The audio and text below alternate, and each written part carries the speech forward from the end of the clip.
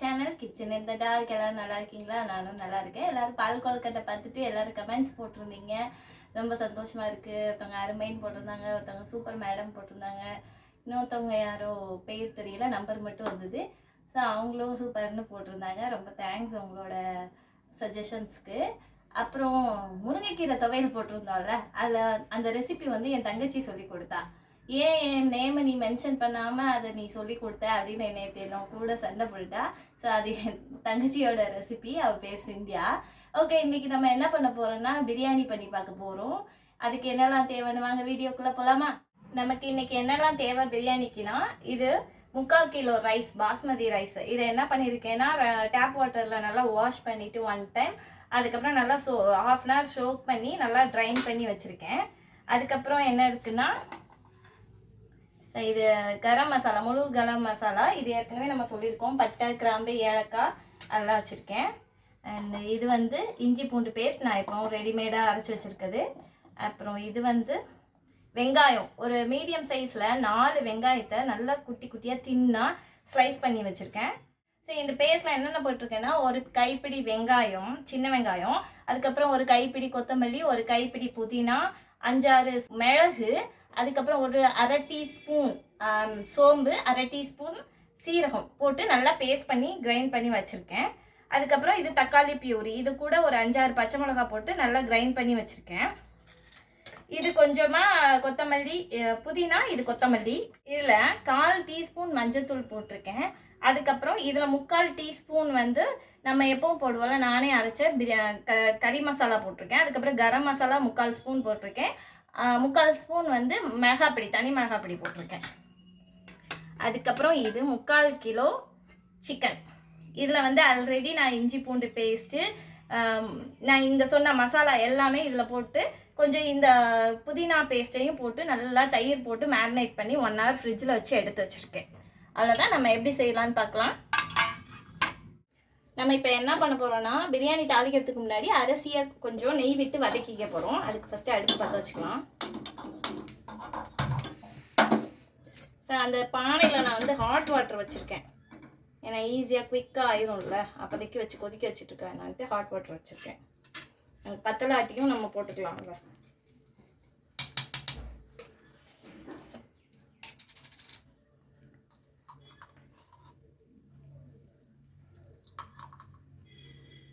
So 2 teaspoon நெய் விட்டுருக்கேன்.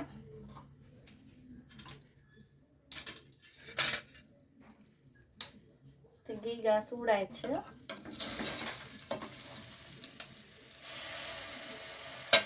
Water கண்டென்ட்லாம் போயிடும். இதில் கொஞ்சம் பளபளப்பு கொடுக்கும். அரிசி ரொம்ப வந்து குழையாது, அதுக்காக நாங்கள் இது பண்ணுறோம். கொஞ்சம் உதிர் உதிராக கிடைக்கும். ஸோ ரொம்ப போட்டு கிண்டக்கூடாது.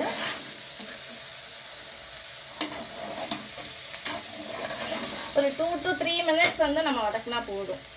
கொஞ்சம் ஃப்ளேம் கம்மி பண்ணிட்டேன். ஏன்னா ஆல்ரெடி ஊறி இருக்கு இல்லையா, நம்ம நடுவில் போட்டு கிண்டனோன்னா உடஞ்சிரும் அரிசி. சுற்றி ஓரமாக கொடுத்து தான் கிண்டணும்.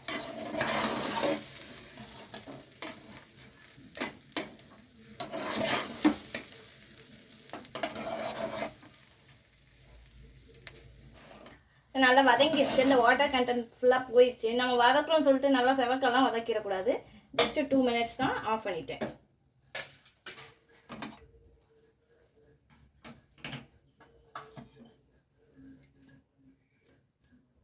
இந்த மெதுவாக எடுத்து இந்த சைடு வச்சிடுறேன். இப்போ நம்ம தாளிக்க போகிறோம். பற்ற வச்சாச்சு. இது பெரிய பாத்திரம். இது 1 kg ரைஸ் பண்ணுறது. நான் இப்போ 3/4 கிலோ ரைஸ் எடுத்திருக்கேன்ல, அதுக்காக இதை எடுத்திருக்கேன். பாத்திரம் கொஞ்சம் ஹீட் ஆகட்டும். கரெக்டாக ப்ளேஸ் பண்ணியாச்சு. பாத்திரம் ஹீட் ஆனோடனே எண்ணெய் ஊற்றலாம்.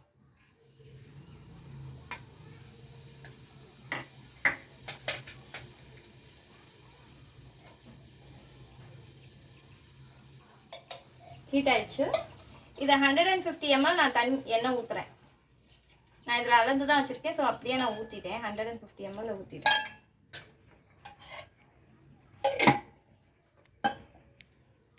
ஸோ எண்ணெய் நல்லா காயட்டும், அதுக்கப்புறம் இதெல்லாம் போடலாம்.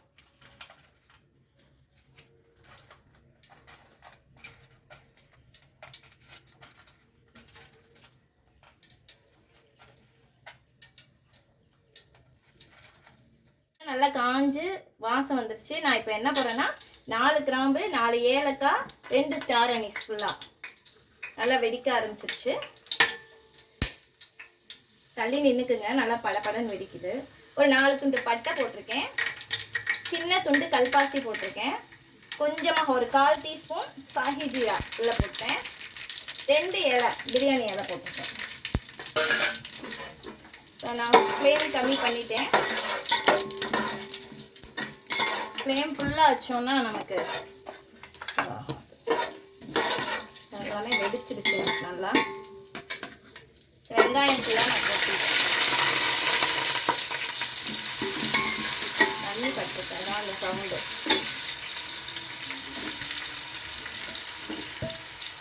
ஒரு 4 மீடியம் சைஸ் வெங்காயம் நல்லா சின்னதாக ஸ்லைஸ் பண்ணி வச்சுருந்தேன், அது ஃபுல்லாக கொட்டிட்டேன்.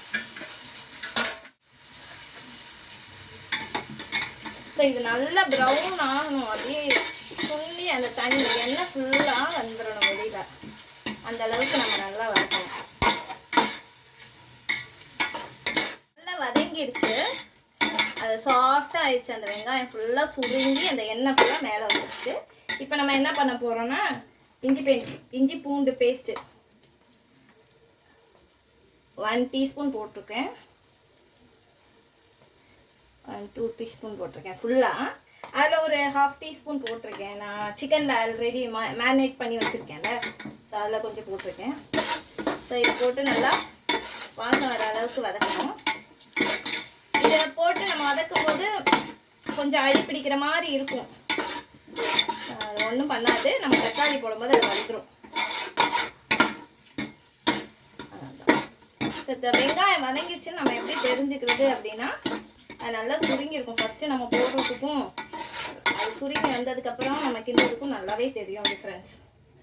நான் ஸ்லோ ஃப்ளேமில் தான் வச்சுருக்கேன், ஸ்லோ டு ஹையில் கொஞ்சம் மீடியமாக வச்சுருக்கேன்.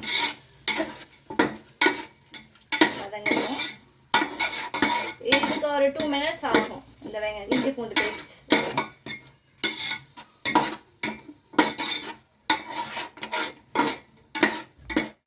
அதுவும் வதங்கி எண்ணெய் பிரிய ஆரம்பிச்சிருச்சு. எண்ணெய் வர்றது தெரியும் நமக்கு, அந்த சவுண்ட் வச்சே நம்ம தெரிஞ்சுக்கலாம் எண்ணெய் பிரிஞ்சு வருதுன்னு. இப்போ நம்ம அந்த வெங்காயம் மிளகு எல்லாம் பேஸ்ட் பண்ணி வச்சுருந்தோம்ல, அதை கொட்டியாச்சு. புதினா கொத்தமல்லி போட்டு கொஞ்சம் நேரம் கிண்டுருவோம். அந்த ஸ்டேஜ்லேயே நான் அந்த மிளகாப்படியெல்லாம் நான் எடுத்து வச்சுருந்தேன் ஒரு பவுலில், அதை நான் போட்டேன். நான் ஏற்கனவே இதில் வேறு சிக்கனில் வேறு போட்டிருக்கேன்.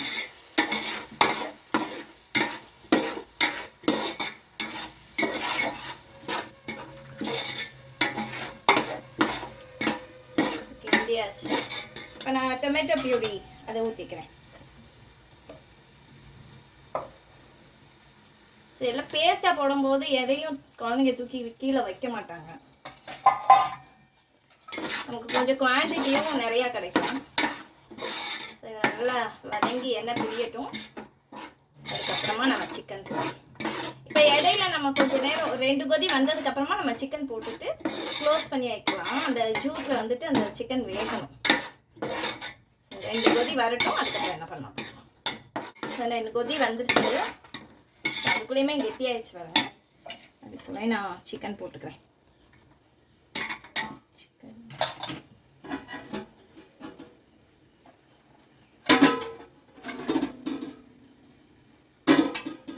ஆல்ரெடி நம்ம மேரினேட் பண்ணி வச்சுருக்கோம், அதுலேயும் தண்ணி இருக்குது. தண்ணி ஊற்றும் போது இதெல்லாம் பவுல்லாம் அலசி அதை ஊற்றிக்கலாம்.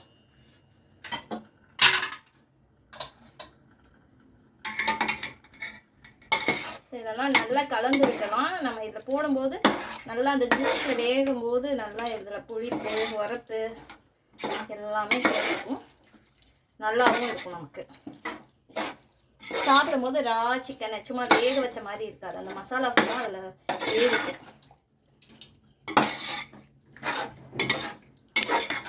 சரி, இப்போ வந்து ஒரு பிடி உப்பு போட்டுக்கலாம்.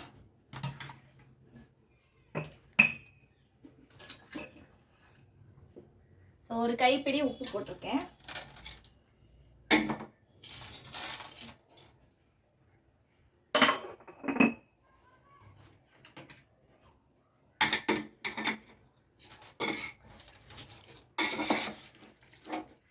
எல்லாத்தையும் நல்லா கலந்து விட்டுட்டு மூடிடலாம். நம்ம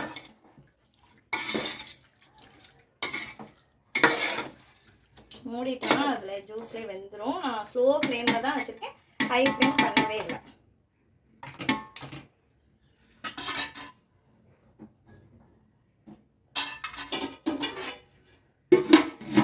கொஞ்சம் நேரம் வேகட்டும், பார்க்கலாம்.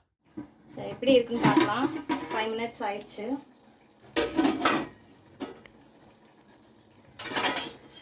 நல்லா பாயில் ஆயிடுச்சு.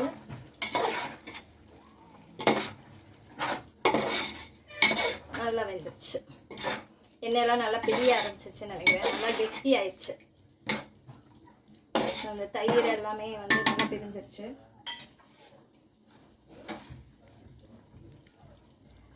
நம்ம அந்த மசாலாலாம் அரைச்சோம்ல, அதை அலசி நல்லா ஒரு 1/4 லிட்டர் விட்டு அலசி ஊற்றிட்டேன்.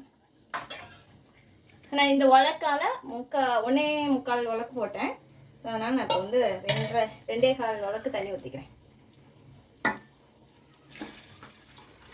ஆல்ரெடி அதில் 1/4 உலக்கு தண்ணி இருக்குது. நான் 2 உலக்கு மட்டும் ஊற்றிக்கிறேன். பத்தலான்னா அப்புறம் ஊற்றிக்கலாம் நம்ம.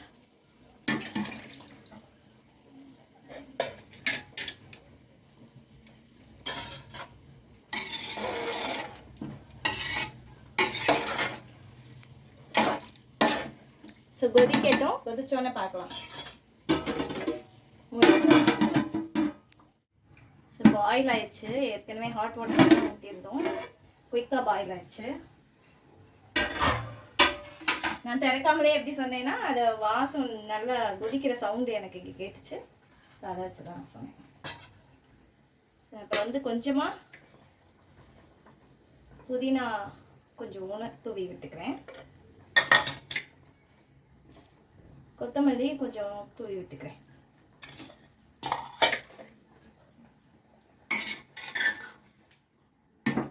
நான் அரிசியை போட்டுக்கிறேன். நல்லா வதக்கி வச்சுருக்கோம். ஏற்கனவே வேறு 1/2 hour ஊறி இருக்கு.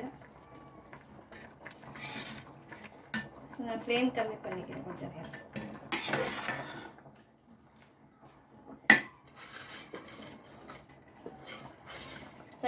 நீளமாக இருந்துச்சு. பாஸ்மதி ரைஸ் வந்து நான் இது வந்து லூஸில் வாங்கியிருக்கேன் 1 kg.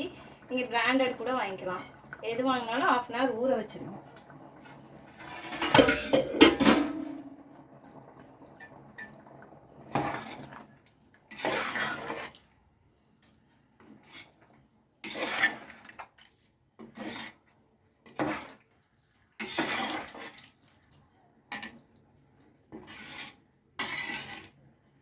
அரிசி போட்டோன்னே கொதிக்க ஆரம்பிச்சிச்சு.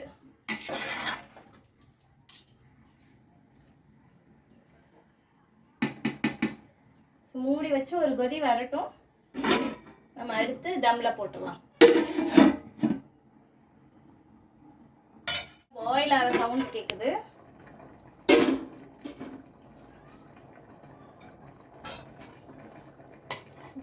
நடுவில் விட்டு கிண்டாதீங்க, அரிசி உடஞ்சிடும். ஜஸ்ட் அப்படியே ஜென்டலாக தான் திருப்பணும்.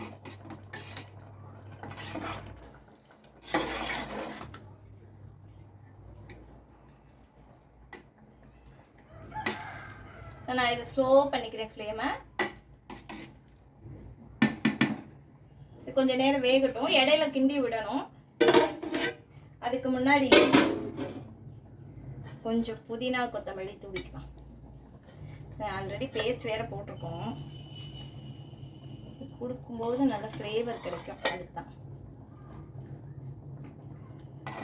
ஒரு கலர்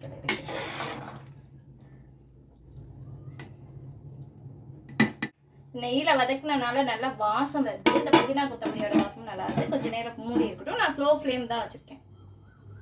ஃபுல்லாக ஃப்ளேமை கம்மி பண்ணிட்டேன். அவ்வளோதான். கொஞ்சம் நேரம் கழித்து பார்க்கலாம் எப்படி இருக்குன்னு. இப்போ பார்க்கலாம். இப்போ ஸ்லோ ஃப்ளேமில் தான் வச்சுருந்தோம். நான் இடையில ஒரே ஒரு தடவை கிண்டி விட்டேன். ஆல்மோஸ்ட் முடிஞ்சது. இப்போ நான் 1/2 ஸ்பூன் லெமன் ஜூஸ் ஊற்றிக்கிறேன். 1/2 ஸ்பூன் போதும், ஏன்னா ஏற்கனவே தக்காளி வந்து அரைச்சி போட்டிருக்கோம். நிறைய போட்டு குக் பண்ணோம்னா நல்லா இருக்காது, புளிப்பாக இருக்கும், கசந்துரும். ஸோ லைட்டாக புதினா தூவிக்கிறேன், கொத்தமல்லி கொஞ்சம் தூவிக்கிறேன்.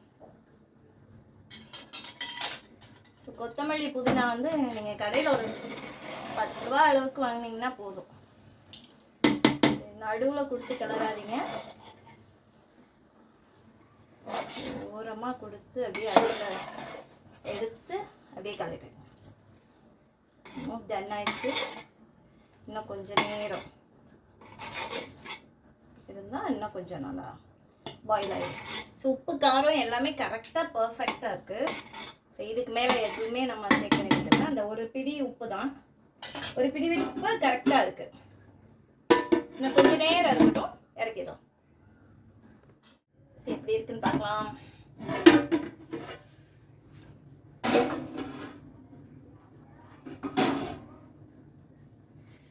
நல்லா ஆயிடுச்சு, சூப்பர். இந்த எண்ணெய் எல்லாம் வருது பிரிஞ்சு.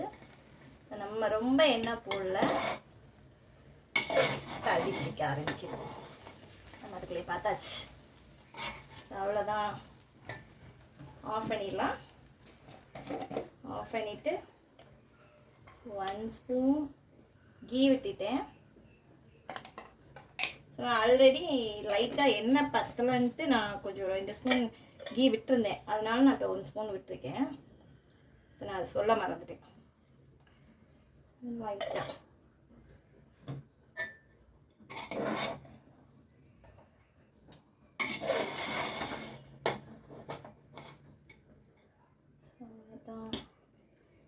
தென் முடிஞ்சு. எப்படி இருக்குன்னு டேஸ்ட் பண்ணி பார்க்கலாம். இது கொஞ்சம் நேரம் கீ எல்லாம் போட்டிருக்கோம்ல, கொஞ்சம் ரெஸ்டிங் டைம் இருக்குது. அப்புறம் நான் கொஞ்சம் ரெஸ்ட் விட்டுட்டு உங்களுக்கு எப்படி இருக்குன்னு டேஸ்ட் பண்ணி சொல்கிறேன். ஒரு 5 minutes. எப்படி இருக்குன்னு டேஸ்ட் பண்ணி பார்க்குறேன். என்ன பார்க்குறீங்க, தட்டு ஃபுல்லாக இருக்குன்னா, இன்றைக்கி நம்ம வீட்டில் வந்து மட்டன் குழம்பு, ஈரல் கிரேவி, சிக்கன் பிரியாணி, முட்டை, ரைத்தா. எப்படி இருக்குன்னு நான் டேஸ்ட் பண்ணி ஃபஸ்ட்டு சொல்லிடுறேன். யாரும் பார்த்து பொறாமப்பட்டாதீங்க.